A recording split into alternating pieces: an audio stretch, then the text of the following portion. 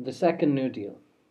By 1935, FDR had realized that some of his programs weren't making a difference and they weren't continuing to fix the ongoing problems of the New Deal.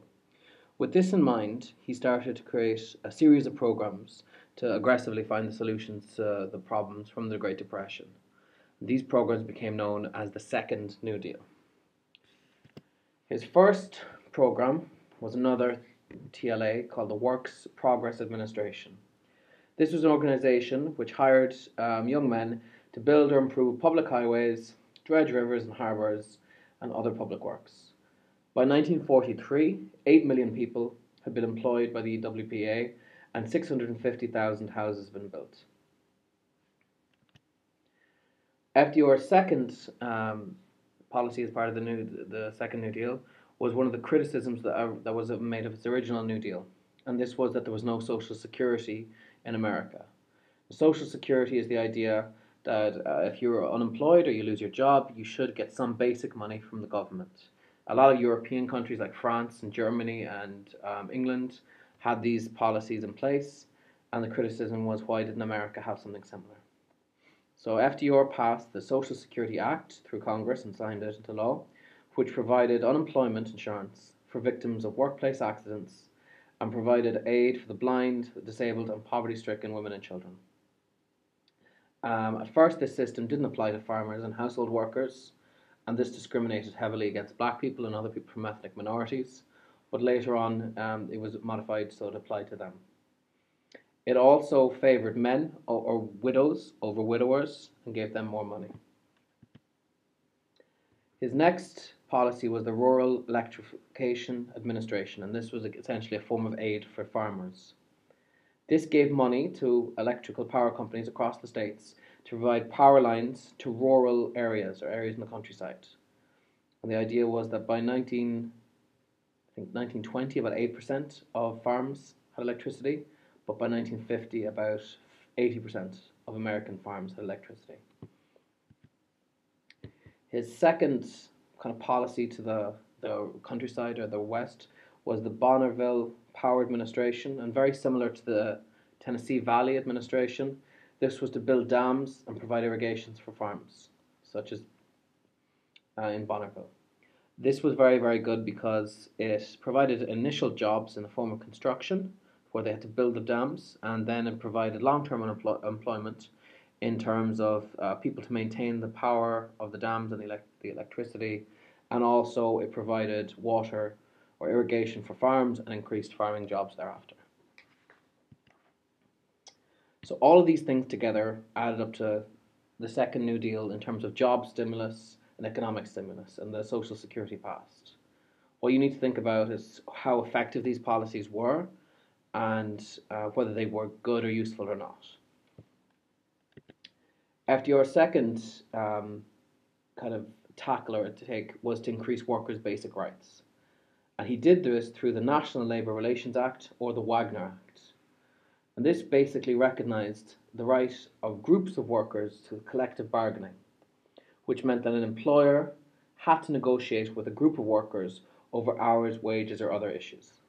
Now this is very, very important because if you have the entire workforce for a company and you want to negotiate with your employer over basic rights, the employer has to listen, because if the entire workforce goes out on strike, he's out of business. But if the employer can negotiate with individual people in the company and they're not allowed to collectively bargain, then the employer can put pressure down on these individual people. Okay. The National Labour Relations Board was also set up as part of the Wagner Act, which was set up to manage relations between workers and employers. The issue, however, with collective bargaining is that it sometimes can be abused by workers and possibly can lead to the growth of workers' rights and workers' pay, and some people think that it's unfair. FDR then introduced the Fair Labour Standards Act of 1938, and this was basically a set of minimum requirements that employers had to provide for their workers. So the two major things about it was the 25 cents per hour minimum wage and a maximum working week of 44 hours.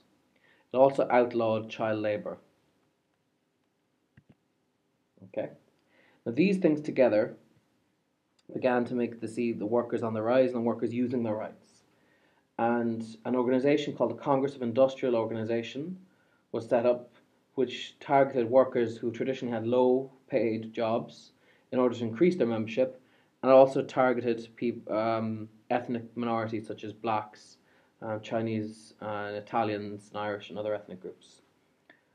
One such campaign the Congress of Industrial Organization organized was the United Automobile Workers Union, which staged a strike at the General Motors plant in Flint, Michigan. General Motors at this time was the largest car manufacturer in the world, but they refused to recognize the UAW, and as a result, refused to recognize its right to collectively bargain for its workers for pay, conditions, and such. The strike lasted 44 days, and all sides expected it to end in violence, especially after the state governor for Michigan called for the civil defense to be involved in breaking the strike. However, General Motors finally recognized the union and its collective bargaining power, and this is seen as a big victory for the workers. Okay. FDR at 1936 was re-elected, and he achieved a landslide election. He got 98.5% of the electoral votes and 60% of the common vote.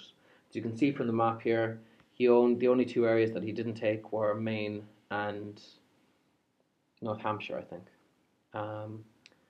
Because of all of this, FDR had a huge power behind him. Most presidents are elected by bare minimums, and FDR had such a high percentage of the population going for him that he believed that he was entitled to pass whatever laws he felt he could, whether the Constitution agreed with them or not. And this is where FDR ran into the first of his major problems, which was in the NRA. Now, if you remember, the NRA was a series of conditions on how the companies had to work. It set things like working conditions, how much people should be paid in different businesses, how much they could charge for services, this type of thing. The problem, however, was the Supreme Court declared the NRA unconstitutional as it set money for interstate dealings, and this was specifically outlawed in the Constitution. The Supreme Court also went on further and declared parts of the Agricultural Adjustment Act unconstitutional as well, because they set price controls on food. This was a huge challenge to FDR's authority, and it meant that FDR could not pass any further New Deal laws without the Supreme Court possibly judging them as unconstitutional. This is the original Supreme Court at the time. There's 9 people on it, and generally the votes were going 5 people voting in favour of breaking down the law and 4 people voting against it. FDR's solution to this was to start packing the court. He suggested that he would appoint another 5 members. They would all vote yes to any of the laws that he passed, and then he would be able to get his legislation through. However, this was a big controversy at the time because it meant that FDR, as the president or the executive, was possibly interfering with the judiciary, which is another part of the US government, and essentially he was interfering with the checks and balances. Okay? The idea was that there are 3 branches of the government: the executive, the legislative, and the judicial. The executive being the president, the legislative being the Congress or the Senate, and the judicial being the judges, and that he was effectively becoming a dictator or kind of forcing them to do what he did. The idea was that if you look at the history at this time, Hitler was in charge in Germany, and Mussolini was in charge in Italy, and a lot of dictators were coming about, and the people at this time were suggesting that FDR was becoming a type of dictator by forcing these policies down the country's throat. Okay? The only contrast I will say to this is the fact that FDR's policies were clearly supported by the fact that he had achieved over 98% of the electoral votes. So there's a problem here that the Supreme Court, while supporting the Constitution, should obey what FDR wants, but at the same time, they can't really do that because they have to follow the Constitution. So moving on. Finally, the FDR passed 2 more laws through the Congress. These were the laws on the minimum wage and also laws on the Wagner Act. Now, the Supreme Court pretty much retreated from its earlier stances and allowed these laws to be passed. And there was an understanding between FDR and the Supreme Court that if FDR had popular support for his laws, they would pass them, and the Supreme Court would not interfere with the laws as long as there was enough democratic support for them. But this was a very, very tentative time because FDR could possibly have undone one of the central parts of the Constitution, which was the three branches of government protecting and trying to prevent a tyranny or a tyrant from coming to power. And it was both sides kind of pulled back from the abyss in this case. Finally, guys, in 1936, FDR made a series of changes or financial miscalculations which cost him heavily in later elections. By 1936, if you look at the figure here, employment had fallen from 1932 down to about 10%, from a high of about 25% down to about 10%. Okay? FDR then thought that he could start reducing some of these policies because they were costing the government quite a lot of money. Okay? If you look at the national debt, it went from 461 million in 1932 to 4.4 billion in 1936. So FDR thought that he could start reducing these policies down because the unemployment was down at a low level, and he also thought he could start raising the price of money using the Federal Reserve, which would increase the cost of loans to small businesses. This caused a mini recession where it spiked back up to 1938 and it rose pretty much, although this graph doesn't properly show it to you, to about 18%. So probably actually, sorry, up here. Because of that, FDR lost an election in 1938 and the Republicans managed to pick up 75 seats in Congress and 7 seats in the Senate. This was the effective limit on FDR's control from then on, because even though he was a very popular president, he didn't have outright control of the House of the Senate and the Congress, and he couldn't pass his laws as easily as he did in the past anymore. Okay, guys, that's it.